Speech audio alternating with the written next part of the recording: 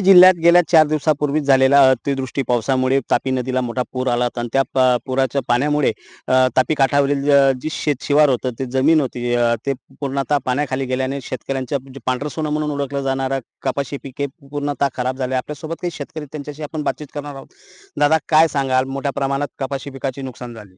मोठ्या प्रमाणात कपाशी पिकाचे नुकसान झालेलं आहे. 8-10 फुटापर्यंत पाणी होतं माझ्या शेतामध्ये. मग मी बारद्या गावातील शेतकरी असल्यामुळे बारदा शिवारामध्ये माझं शेत आहे. त्याच्या आजूबाजूला माझे केळी, कापूस, मका या पिकांचं अनुनात नुकसान झालं आहे. आम्ही प्रशासनाकडे दाद मागितली. तलाठीकडे फोन केला. तलाठी, कृषी अधिकारी यांच्याकडे फोन करून बी त्यांनी पंचनामासाठी आम्हाला आदेश नाही असल्यामुळे आम्ही पंचनामा करू शकत नाही. आदेश आल्यानंतर आम्ही पंचनामा करू, असं त्यांनी सांगितलं. पण अजूनपर्यंत काही कोणी आलं नाही.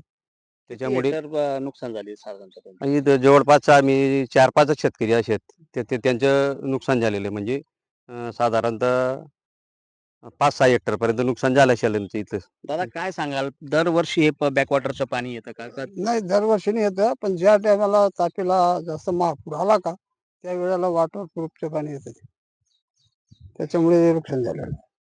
एकंदरीत जर बघितलं तर धुळे जिल्ह्यातील शिरपूर तालुक्यात शेकडो हेक्टर जमीन ही पाण्याखाली गेल्याने अद्यापही प्रशासनाने कुठल्याही प्रकारचा पंचनामा केलेला नसल्यामुळे शेतकरी यांनी आता नाराजी व्यक्त केली आहे.